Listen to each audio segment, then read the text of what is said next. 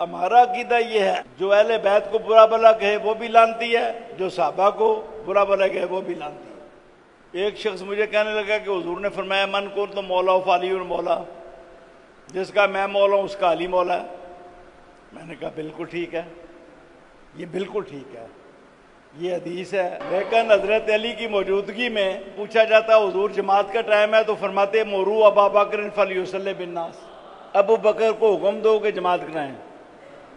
دوسری نماز میں مرو ابا بکر فلیصلی بالناس، تیسری میں مرو ابا بکر فلیصلی بالناس، چوتھی میں مرو ابا بکر فلیصلی بالناس، پانچویں میں مرو ابا بکر فلیصلی بالناس، چھٹی میں مرو ابا بکر فلیصلی بالناس، ساتویں میں مرو ابا بکر فلیصلی بالناس، آٹھویں میں مرو ابا بکر فلیصلی بالناس، نویں میں مرو ابا بکر فلیصلی بالناس، 10ویں میں مرو ابا بکر فلیصلی بالناس۔